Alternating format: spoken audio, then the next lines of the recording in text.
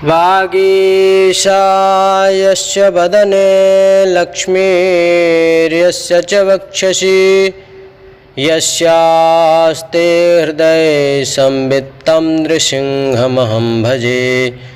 हरे कृष्णा कृष्ण कृष्ण हरे हरे, हरे राम राम राम हरे हरे।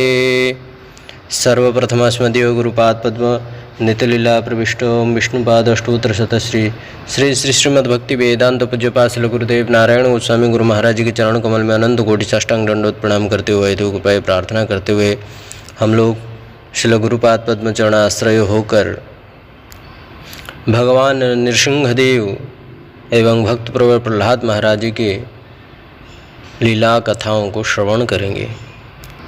भक्त प्रवर प्रहलाद महाराज अपना पिता श्री हिरण्यकशिपु को बतला रहा है कि हे पिता, गृहमंधकूपम, गृह एक अंधकूप के समान है, इसीलिए गृह में रहकर भजन करना असंभव है, वैराग्य हो पाना और बहुत ही असंभव है।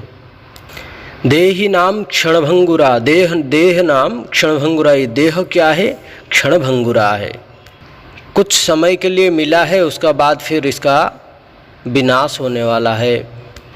इसीलिए यही बुद्धिमान है कि इस अंधे कुएं से जितना हो सके अपने को बचा लेवें। अब यहाँ पर एक शंका उत्पन्न होगा कि अगर इस अंधे कुएं से बच भी जाएं तो बचने के बाद कहाँ जाएं? तो इसका समाधान केवल एक ही है। श्री प्रहलाद महाराज जी कहते हैं, वनम गतो यद्धरी माश्रयेत, वन में जाओ और भगवान श्री हरि की चरण कमल में आश्रय हो जाओ। यही एकमात्र उपाय है और कोई उपाय नहीं। यहाँ प्रश्न आया कि वन कहाँ, कौन सी वन जाए? उत्तर में यह आएगा कि वनम वृंदावनम गतः यतः हरिम कृष्णम आश्रयेत। वनम वृंदावनम गतः यतः श्री हरिम श्री कृष्णम आश्रयेत। वन में जाकर भगवान श्री कृष्णचंद्र के पाद पद्म का आश्रय ग्रहण कर लो। बस यही मनुष्य जीवन का सर्वसार है। जब तक भगवान से विमुख रहेंगे तब तक हम लोग को कष्ट दुख झेलना पड़ेगा। आधि दैविक आधि भौतिक आध्यात्मिक रूपी ताप हमें परेशानियां में डालते रहेंगे और नाना प्रकार के दुख कष्टों में जुंजाएंगे, कष्ट देंगे। और इनसे उद्धार पाने का एकमात्र है हरिम आश्रयित, भगवान श्री कृष्ण चंद्र की चरण कमल में आश्रय ग्रहण कर लो। बस उसके बाद सब कुछ दूर। क्यों? क्योंकि भगवान का चरण कमल कैसा है? बोलते हैं अभय प्रदान करने वाला, अभय चरण अरविंद, जहाँ भय लेस मात्र भी नहीं है। इसलिए यहाँ कह रहे हैं कि वनम वृंदावनम गतः यतः श्री हरिम श्री कृष्णम चरणम आश्रयेत। वृंदावन में जाओ और जाकर भगवान श्री कृष्ण यशोदानंदन नंदनंदन यशोदानंदन भगवान श्री कृष्णचंद्र के चरण कमल में आश्रय ग्रहण कर लें। बस यही है मनुष्य जीवन का सार, बाकी सब असार है, यही जीवन है सार। प्रहलाद महाराज जी का इन वचनों को सुनकर, इन शब्दों को सुनकर हिरण्यकशिपु का आंखें लाल लाल हो गई, उसका आंख लाल लाल हो गई। मेरा यह नन्हा सा बच्चा मुझे ही प्रवचन सुना रहा है। फिर हिरण्यकशिपु अपना मन में सोचा कि बच्चों की तो भोली भाली जीवन होता है, बुद्धि होती है, उन्हें तो जो सिखा दो वह ही बोलने लगते हैं। बच्चों को भला क्या ज्ञान होता है, इन्हें कोई ज्ञान ही नहीं होता है। हिरण्यकशिपु बोला कि मेरा बच्चा तो अभी नन्हा सा है, छोटा सा है, ये तो वही सीख रहा है जो इसे सिखाया जाता है। जो इसको सिखाया जाता है, जो बताया गया होगा, यही सीखा है ये। सुतरां बच्चे को गोद से उतार कर बोला, बेटा जाओ, जरा तुम्हारा गुरुदेव जी को मेरे पास भेजो। प्रहलाद महाराज जी गए और जाकर गुरुजी आपको पिताजी याद कर रहे हैं, इस प्रकार बोले गुरुजी को। षंडमर्क जी हिरण्यकशिपु के पास में आए। कहो सरकार, अचानक विद्यालय में कैसे आना हुआ? हिरण्यकशिपु बोला, वह तो मैं बाद में बताऊंगा, पहले यह बतलाओ कि मेरे बेटे को आजकल तुम पढ़ाते क्या हो? पुरोहित जी बोले, सरकार आपने जो शिक्षा नीति निर्धारित किया है, हमारे यहाँ वही सब पढ़ाई होती है। हिरण्यकशिपु क्रोध से लाल पीला होकर बोले, मूर्खों, मेरा बच्चा मेरी गोद में मुझे ही समझा रहा था कि वन में जाओ और हरि का भजन करो। यही सब सीखने के लिए तुम्हारे यहाँ भेजा है क्या? बताओ। प्रहलाद महाराज के गुरु षंडमार्क जी हिरण्यकशिपु के क्रोध को देखकर थर थर कांपने लगे और बोलने लगे कि हे महाराज, आपकी सौगंध खाते हैं, ऐसा हमारे विद्यालय में एक भी कोर्स नहीं है, ऐसा कोई पुस्तक पढ़ाई नहीं होती है। अब भगवान ही जाने आपका बेटा किससे सुन लिया और किससे शिक्षा प्राप्त किया है, यह मुझे भी पता नहीं है। यह तो भगवान ही जाने, पता नहीं किसने इसको शिक्षा दी है। हिरण्यकशिपु ने कहा, यदि तुमने नहीं शिक्षा दी तो, अर्थात तुमने यदि यह शिक्षा नहीं दिया, तुमने नहीं सिखाया, तो इसका मतलब यह हुआ कि कोई विष्णु का गुप्तचर तुम्हारे यहाँ घुसा बैठा है, तुमको कुछ नहीं मालूम, और वहाँ मेरा बेटा को उत्पटांग भड़का रहा है, उल्टी सीधी बातें सिखा रहा है, और मैं तुम्हारे भरोसे पर अपने बच्चे को तुम्हारे विद्यालय में छोड़े बैठा हूँ।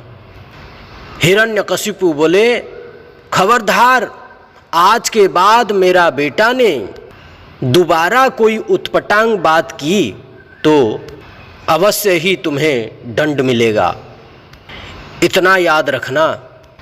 यूँ डांट फकार कर हिरण्यकशिपु तो चला गया, पर गुरुजी की धड़कन तेज तेज धड़कने लगी।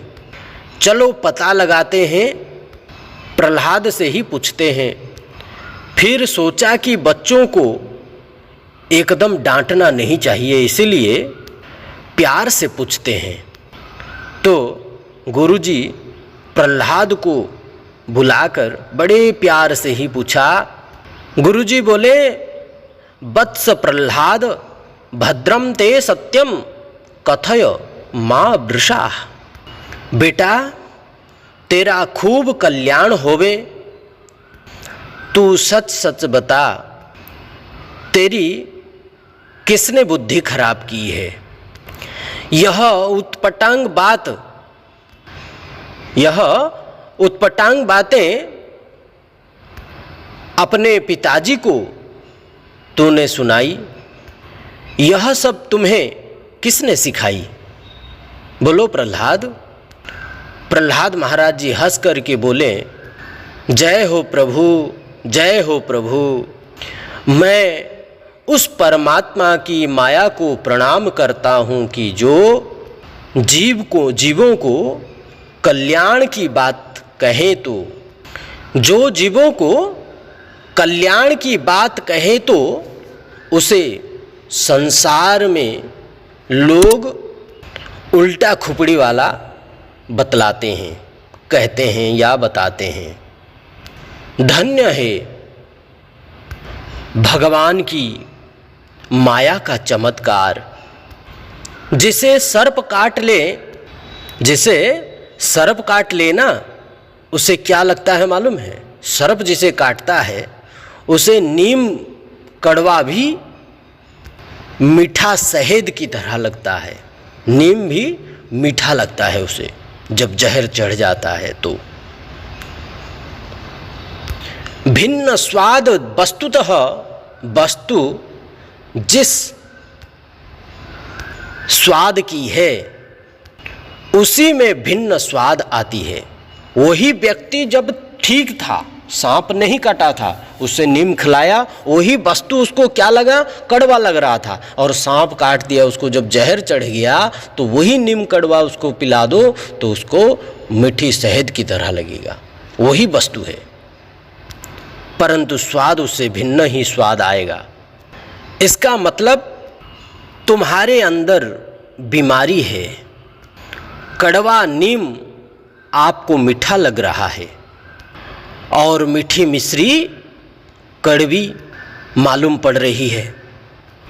इसका मतलब कि यह हुआ कि तुम बीमार हो। संसार के विषय रूपी विष में जो संलग्न है उन्हें भी वह रसमय परमात्मा कड़वे लगते हैं। संसार की विष को जो पान किया है, ये संसार की दलदल में जो पड़ा है, उसको भगवान का कथा कभी भी अच्छा नहीं लगेगा, उसे हरि नाम कभी अच्छा नहीं लगेगा, उसे भगवान का भक्ति करना अच्छा नहीं लगेगा, भक्त का संग करने से भी उसको रुचि नहीं उत्पन्न होगा, भक्त की संग करना भी नहीं चाहेगा। और भगवान की भक्तों को देखेगा तो ऐसे ही हिरण्यकशिपु जैसे चिढ़ने लग जाएगा, आग बबूला लाल पीले हो जाएगा। ऐसे लोग ही हिरण्यकशिपु है। इनका कभी कल्याण हो नहीं पाएगा। जो भी व्यक्ति संसार दलदल में पड़ा हुआ है, उस व्यक्ति को भगवान का भक्ति, भगवान का नाम, भगवान का भक्त उसे नीम कड़वे के समान लगेंगे, जहर के समान लगेंगे। समझ लो कि ये व्यक्ति भगवत विमुख है, पतन हो रहा है इसका।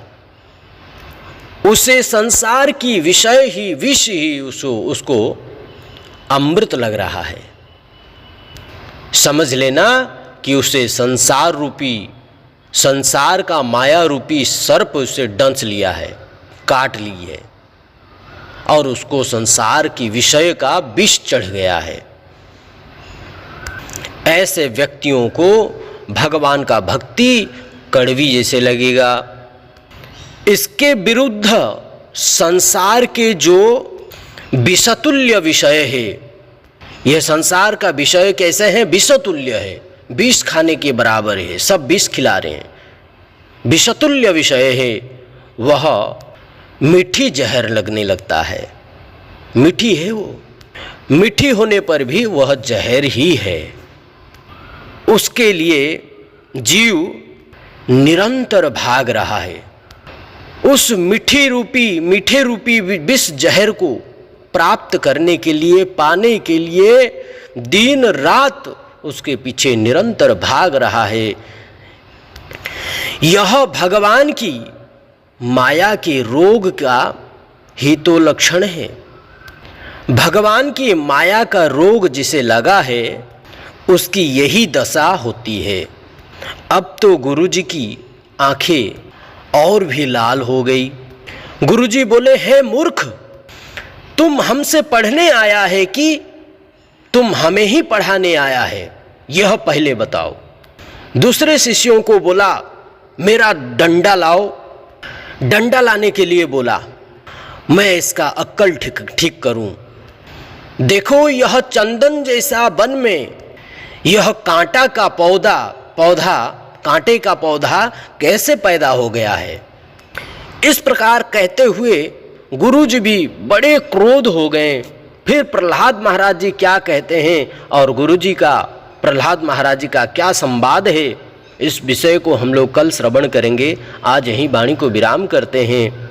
आप सभी शुद्ध भक्त इन प्रहलाद महाराज जी के जीवन चरित्र को समझकर सभी संसार के ऐसे विष खाने वाले जीव को आप सभी शुद्ध भक्त उनको भी शिक्षा देकर उन्हें भी भक्ति मार्ग में ले आइए, ताकि हिरण्यकशिपु ना बने, प्रहलाद महाराज जी का कोई चेला ही बन जाए तो अच्छा है। यह सब तो आप सबकी कृपा से ही होगी, इसलिए आप सब उन सबके ऊपर कृपा कीजिए और सब तरफ वितरण कीजिए यह हरि कथा को, और सब सुने और सब भक्त बनने की प्रयास करें। संसार में बहुत दुख है, भगवान के चरण कमल में दुख नहीं है। जो थोड़ा बहुत दुख है वो दुखों को नाश करने के लिए ही वो दुख प्राप्त होता है। हमारा कर्म बंधन को क्षीण करने के लिए, नष्ट करने के लिए ही थोड़ा सा दुख प्राप्त होता है। इस जन्म के बाद और क्या दुख मिलना है। जहाँ जाना तो वहाँ जाने के बाद फिर वहाँ से वापस आना ही नहीं पड़ता है।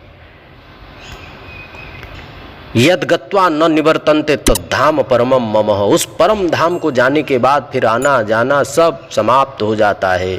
जरा व्याधि जन्म मृत्यु से भी मुक्त हो जाता है जीव, और आदि दैविक आदि भौतिक आध्यात्मिक रूपी ताप माया से भी परे होकर भगवान श्री कृष्ण की चरण कमल में जाकर के नित्य सिद्ध परिकर बन करके उनका सेवा प्राप्त करता है, सेवा सुख को प्राप्त करता है। इसलिए विशेष कृपा हम सबके ऊपर भगवान का बना रहे, आप सबका कृपा भी मुझ दास के ऊपर बना रहे। आप सभी के चरण कमल में इस दास का दंडवत प्रणाम आप सब स्वीकार कीजिए, आशीर्वाद कीजिए, ताकि हमारा भजन साधन में और अच्छा सा थोड़ा सा मन लगे। हरे कृष्ण, दंडवत प्रणाम आप सभी को, धन्यवाद। राधे राधे।